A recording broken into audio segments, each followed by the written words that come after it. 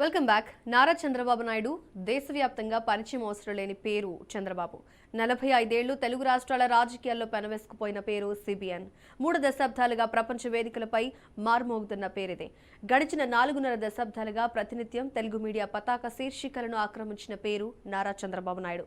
బహుశా ఇంత సుదీర్ఘకాలం పాటు పత్రికల్లో మొదటి పేజీల్లో వార్తగా నిలిచిన రాజకీయవేత్త భారత రాజకీయాల్లో చంద్రబాబు నాయుడు తప్ప మరొకరు నేత లేరు అనడంలో ఎలాంటి అతిశయోక్తి లేదు.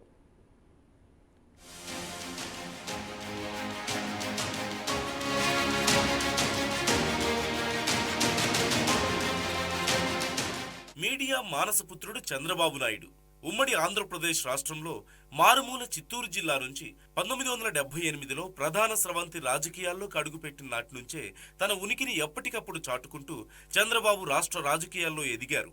రాజకీయాల్లో ఎదగాలంటే మీడియా మద్దతు కూడా ఎంత అవసరమో రాజకీయాల్లో అడుగుపెట్టిన తొలినాళ్లలోనే గుర్తించిన వ్యక్తి చంద్రబాబు. మంచో చెడో 40 ఏళ్లుగా మీడియా మొదటి పేజీలో చంద్రబాబుకు సంబంధించిన ఫోటోనో వార్తో లేకుండా తెలుగు పత్రికలు వెలువడ్డం చాలా అరుదు.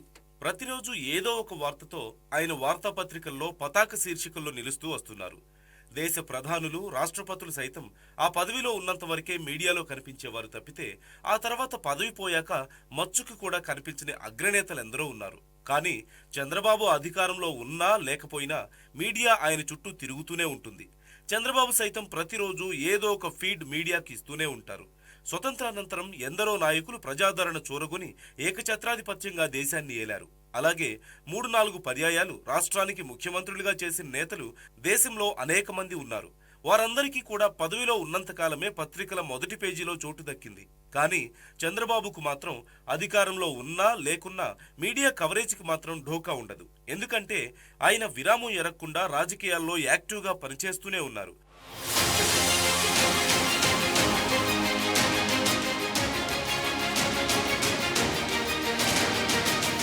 ఒక సాధారణ దిగువ మధ్యతరగతి కుటుంబంలో పుట్టిన చంద్రబాబు నాయుడు విద్యార్థి దశలోనే యూనివర్సిటీ రాజకీయాల్లో ఆరితేరిపోయారు.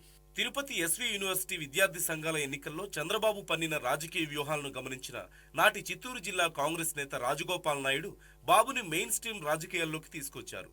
తీసుకురావడమే కాకుండా 1978లో కాంగ్రెస్ టికెట్ ఇప్పించి చంద్రగిరి అసెంబ్లీ స్థానం నుంచి పోటీ చేయించారు. అక్కడి గెలిచి మొదటిసారి అసెంబ్లీలోకి అడుగుపెట్టగానే అంజయ్య కేబినెట్లో మంత్రి పదవి వరించింది. ఆ దెబ్బతో చంద్రబాబు జిల్లా స్థాయి నుంచి రాష్ట్ర స్థాయి నాయకుడిగా ఎదిగిపోయారు. అదే సమయంలో తెలుగువారి తెరవేల్పు ఎన్టీ రామారావు తనయ భువనేశ్వరితో వివాహం కావడంతో ఇక పత్రికలకు కూడా ఇష్టుడై కూర్చున్నారు చంద్రబాబు. ఆ తదనంతర కాలంలో ఎన్టీఆర్ తెలుగుదేశం పార్టీ స్థాపించడం, ఆ సమయంలో పిల్లనిచ్చిన సొంత మామ మీదే సవాల్ విసిరి పత్రికల పతాక శీర్షికలకెక్కారు చంద్రబాబు.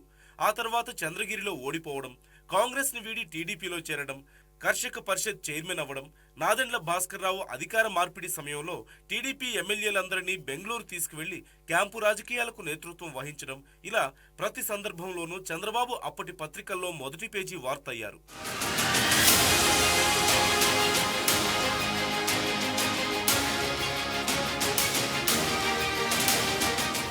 ఇక 1995 ఆగస్టు మాసంలో టీడీపీలో నెలకొన్న సంక్షోభంలో ఎన్టీఆర్ని పదవీచ్యుతుడిని చేసి తాను ముఖ్యమంత్రిగా పదవి బాధ్యతలు చేపట్టిన నాటి నుంచి నేటి వరకు అనునిత్యం చంద్రబాబు దినపత్రికల్లో మొదటి పేజీని, న్యూస్ ఛానల్లో ప్రైమ్ టైంని ఆక్రమించారు. తన పరిపాలనా విధానాలతో హైదరాబాద్కు అప్పటి అమెరికన్ అధ్యక్షుడు బిల్ క్లింటన్ను తీసుకురావడం, మైక్రోసాఫ్ట్ అధినేత బిల్ గేట్స్ని హైదరాబాద్కి ఆహ్వానించడం, ఆనాటి వరల్డ్ బ్యాంక్ అధ్యక్షుడు మార్క్ ఉల్ఫెన్సన్తో చంద్రబాబు వంటి నేతను తాను ఇంతవరకు చూడలేదనిపించుకుని జాతీయ, ప్రపంచ మీడియాలో సైతం పతాక శీర్షికలను ఆక్రమించారు. ఆ తర్వాత 2004లో అధికారం కోల్పోయినప్పటికీ 10 ఏళ్ల పాటు ప్రతిపక్ష నేతగా కాంగ్రెస్ ప్రభుత్వాన్ని ముప్పుతిప్పులు పెడుతూ అవినీతి ఆరోపణలు చేస్తూ పత్రికల మొదటి పేజీల్లో వార్త అయ్యేవారు. రాష్ట్ర విభజన సమయంలో, విభజన అనంతరం మూడోసారి ముఖ్యమంత్రిగా అవశేష ఆంధ్రప్రదేశ్ రాష్ట్రానికి బాధ్యతలు చేపట్టిన తర్వాత కూడా నిత్యం మొదటి పేజీ వార్త అయ్యారు. ఇక 2019లో ఓటమి తర్వాత మళ్లీ మూడో పర్యాయం ప్రతిపక్ష నేతగా ప్రజల్లో అనునిత్యం పర్యటిస్తూ హెడ్లైన్ వార్త అయ్యారు. ఈ మధ్య కాలంలో పలు అవినీతి ఆరోపణలు ఎదుర్కొంటూ రిమాండ్ ఖైదీగా రాజమండ్రి సెంట్రల్ జైల్లో ఉంటూ కూడా పత్రికలు, న్యూస్ ఛానళ్లకు ప్రధాన వార్తా వనరయ్యారు చంద్రబాబు. అంతేకాకుండా చంద్రబాబును అక్రమ అరెస్టు చేశారంటూ టీడీపీ కార్యకర్తలు నాయకులు 2 తెలుగు రాష్ట్రాల్లో రకరకాల నిరసన ప్రదర్శనలు చేస్తుండడమే కాకుండా ఆయన అభిమానులు ప్రపంచవ్యాప్తంగా అనేక దేశాల్లో చిత్ర విచిత్ర ప్రదర్శనలు చేసి మీడియాలో ప్రైమ్ స్పేస్ ఆక్రమించేశారు.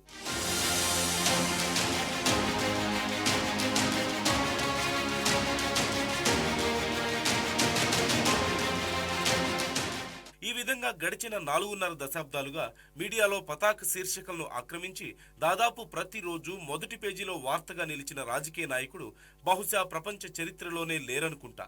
అలాంటి చంద్రబాబు నాయుడు రాబోయే ఎన్నికల కోసం తనదైన శైలిలో వ్యూహాలు సిద్ధం చేసుకుంటున్నారు.